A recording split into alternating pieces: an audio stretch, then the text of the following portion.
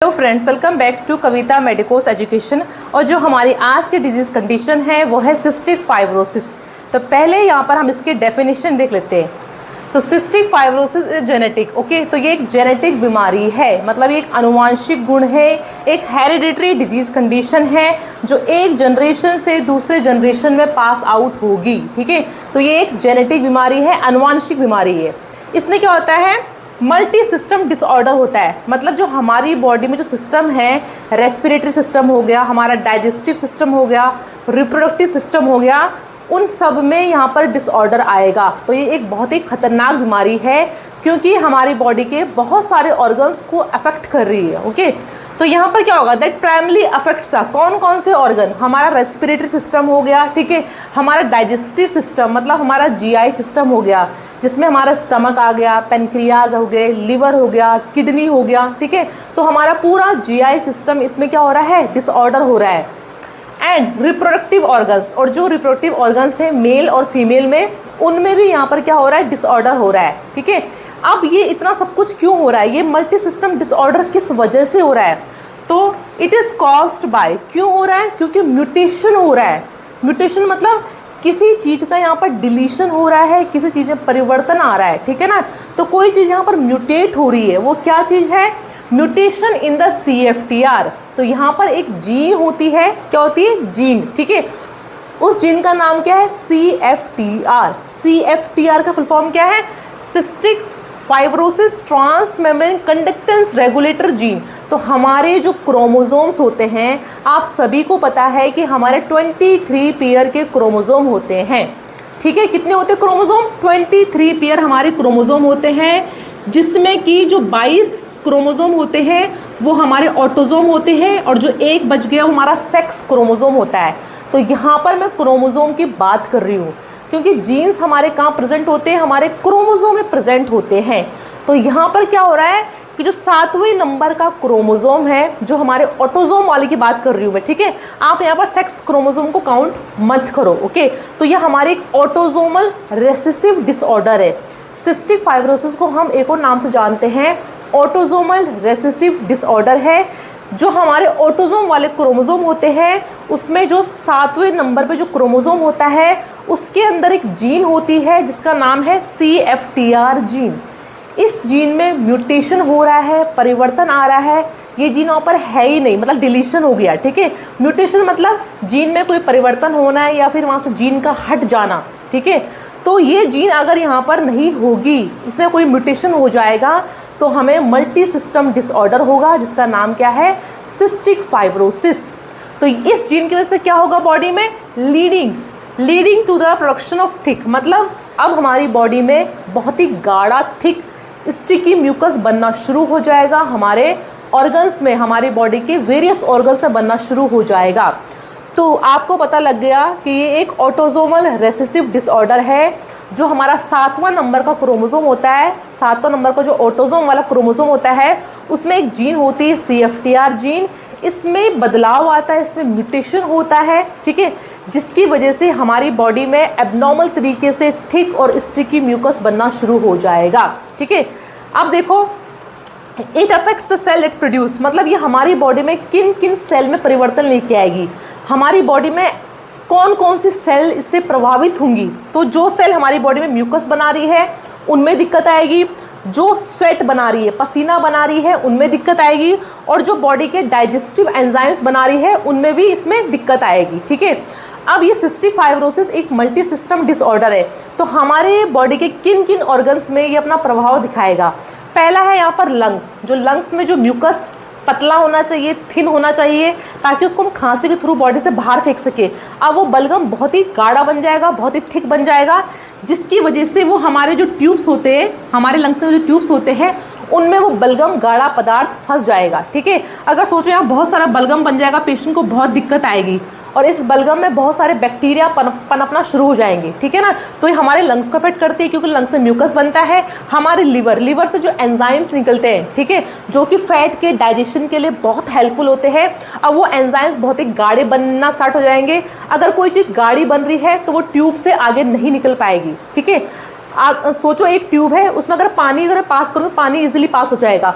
उसी ट्यूब में अगर मैं शहद डाल दूंगी, बहुत ही गाढ़ा शहद डाल दूंगी, तो शहद जो हनी है वो आगे पास नहीं हो पाएगा, उसको पास होने में बहुत दिक्कत आएगी। ठीक है, तो यहाँ पर जो लिवर में एंजाइम्स बन रहे हैं वो बहुत ही गाढ़े बनेंगे, जिससे कि जो फैट है उसमें डाइजेशन नहीं हो पाएगा बॉडी में। इसके अलावा इंटेस्टाइन में अच्छे से खाना जो है वो एब्जॉर्ब नहीं हो पाएगा। ठीक है, और पेशेंट को बाउल मतलब उसको स्टूल पॉटी वगैरह ढंग से पास नहीं हो पाएगी।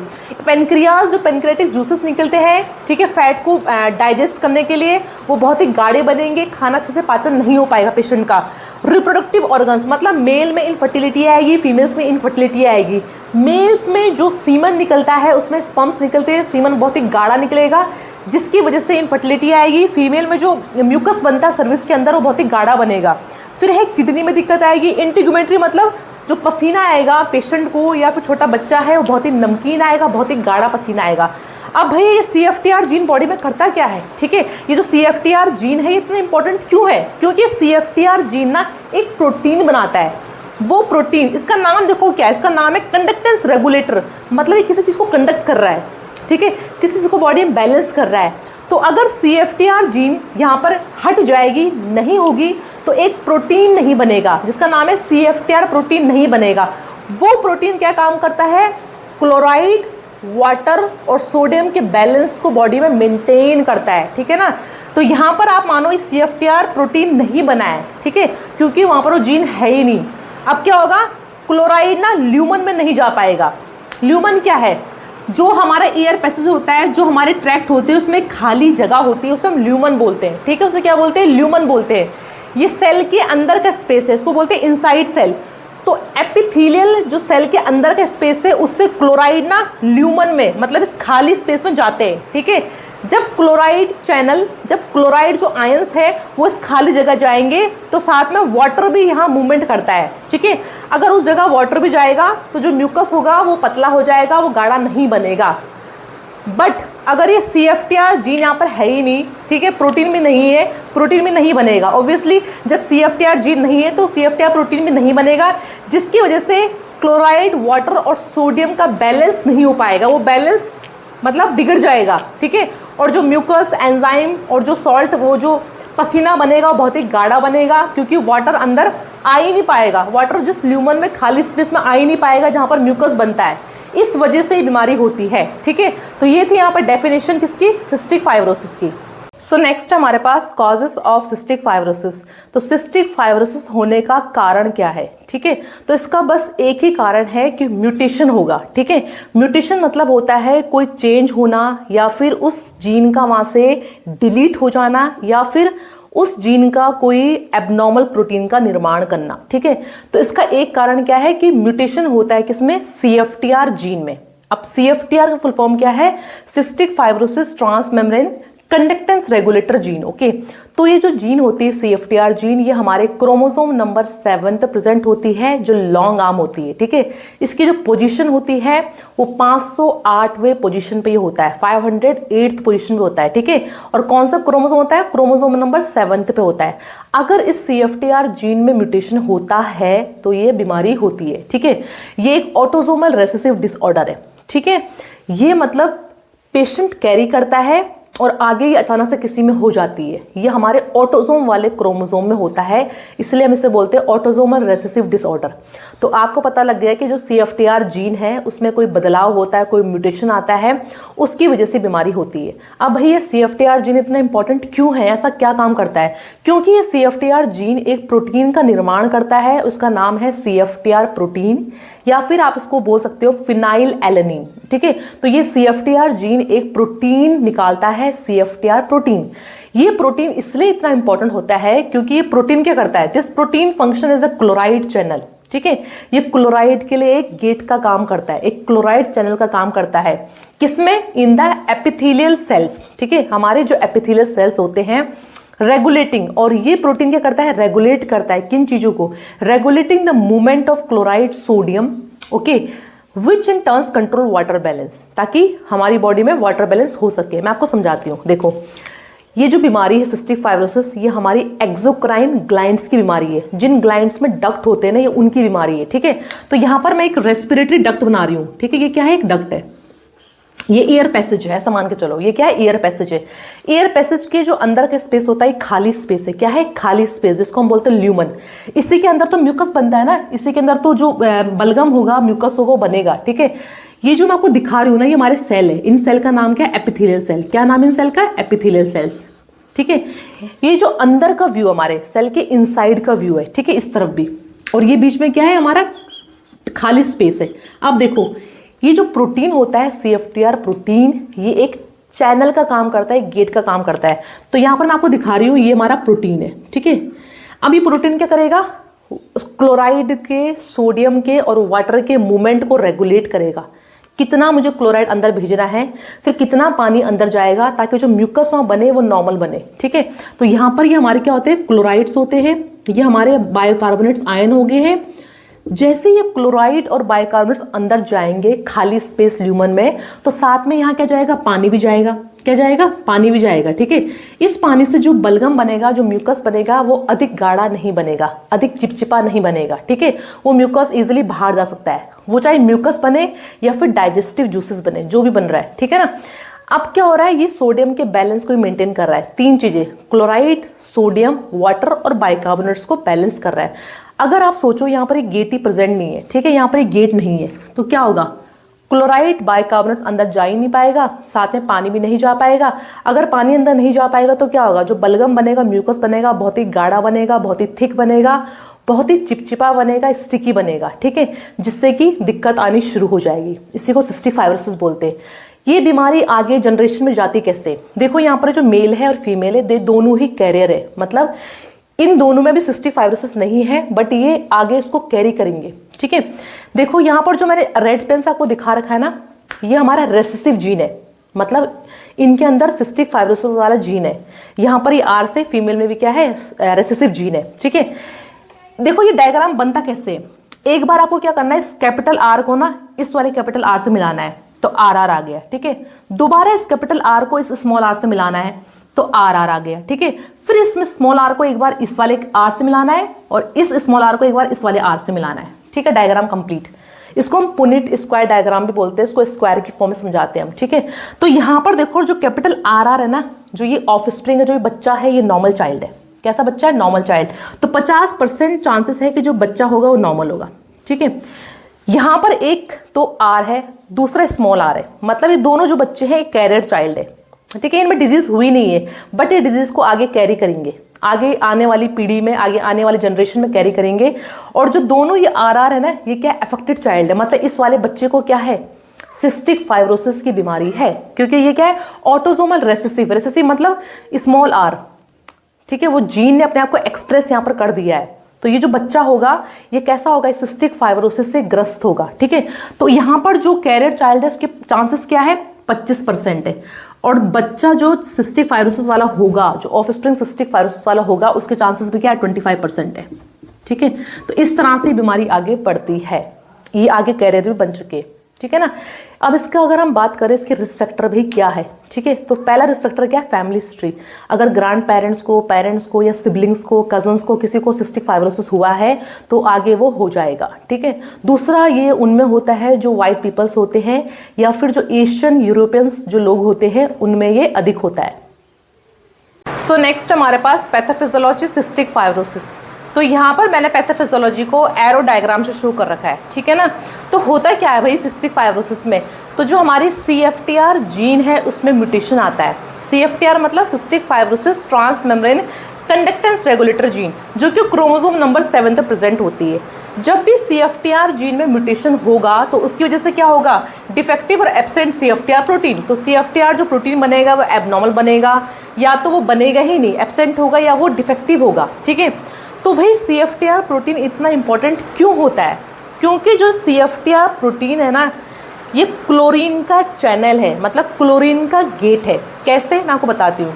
देखो यहाँ मैंने डायग्राम लिया है रेस्पिरेटरी ट्रैक्ट का। ठीक है, अब सिस्टिक फाइब्रोसिस हमारे GI सिस्टम में, मतलब जो हमारी पेनक्रियाज है, जो हमारा लिवर है, उसमें जो डक्ट्स होती है ना, जो एयर पैसेज होती है, मतलब जो डक्ट्स होती है, उनमें ये होता है। ठीक है, यहाँ पर मैं आपको ना रेस्पिरेटरी ट्रैक्ट का डायग्राम से समझा रही हूँ कि भाई CFTR चैनल होता क्या है। तो यहाँ पर मैंने एक एयर पैसेज लिया है, एक एयरवे लिया है। ठीक है, तो एयरवे और जो हमारा ट्रैक्ट होता है उसके जो अंदर का स्पेस होता है खाली, उसको हम ल्यूमन बोलते हैं। क्या बोलते हैं? ल्यूमन बोलते हैं। ये जो मैंने आपको ब्लू पेन से शो कर रखे हैं ना, ये हमारा क्या है? एपिथेलियल सरफेस की लेयर है। और जो मैंने आपको यहाँ ग्रीन से शो कर रखे हैं, ये हमारा क्या है? CFTR चैनल है, CFTR प्रोटीन है। ओके। और जो रेड वाला है वो हमारा सोडियम का चैनल है, क्योंकि इस प्रोसेस में होता क्या है कि आयंस का क्या होता है? ट्रांसपोर्ट होता है। आयंस ल्यूमन से बाहर, मतलब सेल से बाहर या फिर अंदर आते हैं, ठीक है? उनका ट्रांसपोर्टेशन यहाँ पर होता है इस प्रोसेस में। देखो यही डायग्राम मैंने यहाँ दिखा रखा आपको, ठीक है? तो ये मान लो जो ब्लू वाले हमारा, ये क्या है? एपिथेलियल सरफेस की लेयर है हमारे एपिथेलियल सेल से। मैंने आपसे कहा था जो ग्रीन वाला मैंने आपको दिखा रखा है, ये हमारा CFTR प्रोटीन है, CFTR चैनल है, ठीक है? तो इस ग्रीन वाले का काम क्या है? ये एज अ गेट कीपर है। क्या है? Gatekeeper. इसका काम है कि क्लोरीन को, जो क्लोरीन आयंस होते हैं, जो बाइकार्बोनेट्स होते हैं, उनको ल्यूमन में भेजना। ल्यूमन क्या है? खाली जगह, ठीक है? ये अंदर का एयर ट्रैक्ट जो है, पैसेज है, उसका खाली जगह है। तो इस गेट कीपर का काम है, जो गेट कीपर का नाम क्या है? CFTR प्रोटीन इसका नाम है, ठीक है? इसका काम क्या है? क्लोरीन को और बाइकार्बोनेट्स को अंदर भेजना, ठीक है? और जो लाल वाला गेट कीपर है, ये इसको बोलते हैं इनैक गेट कीपर। क्या बोलते हैं? ENaC gatekeeper. इसका काम है जो ल्यूमन है उसमें से सोडियम को अंदर लेके आना, मतलब सेल के सरफेस के अंदर लेके आना, सोडियम को अंदर खींचना और क्लोरीन और बाइकार्बोनेट्स को बाहर निकाल देना, ठीक है? तो लाल वाले क्या कर रहे हैं? सोडियम को अंदर खींच रहे हैं।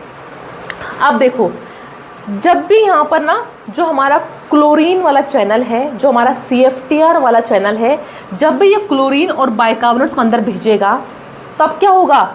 ये जो लाल वाला है ये सोडियम को अंदर खींचेगा, ठीक है?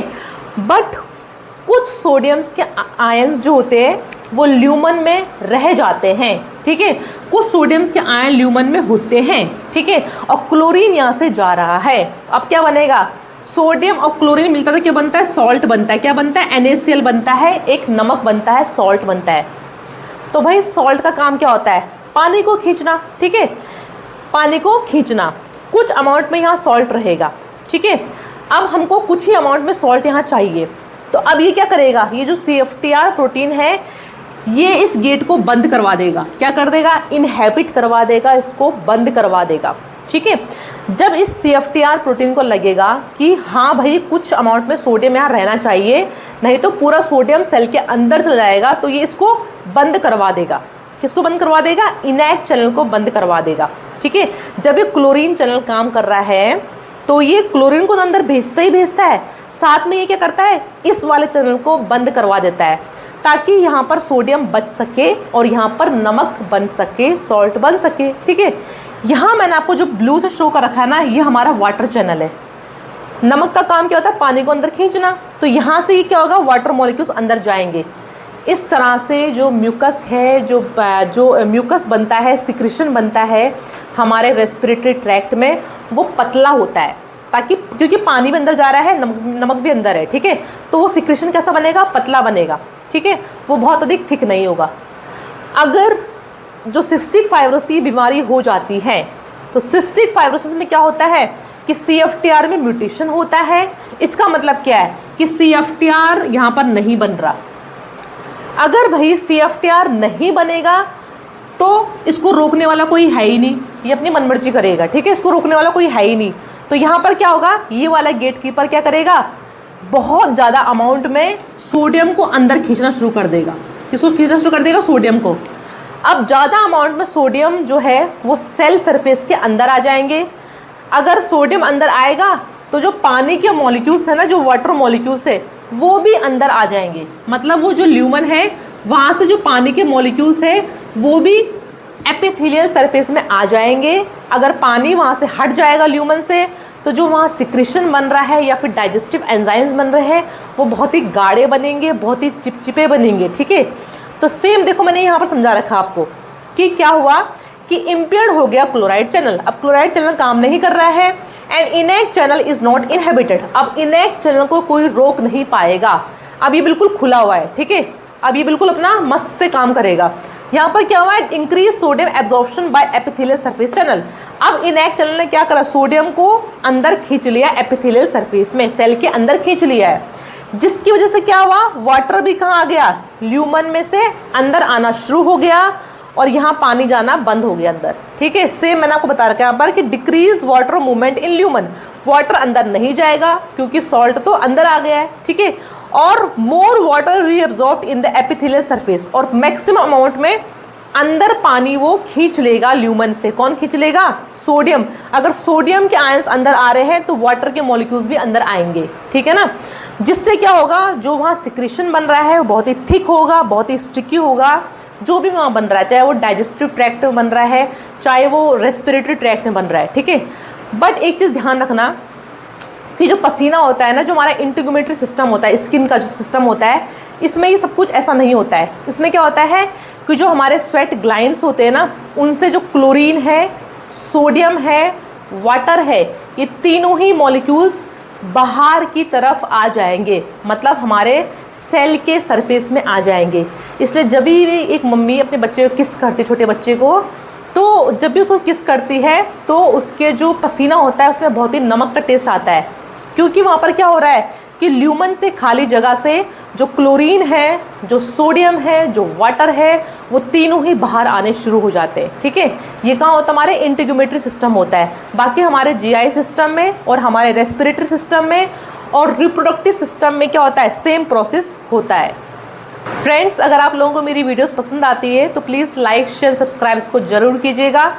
इसके बाद मिलते हैं हम पार्ट 2 ऑफ सिस्टिक फाइब्रोसिस में। Thank you so much.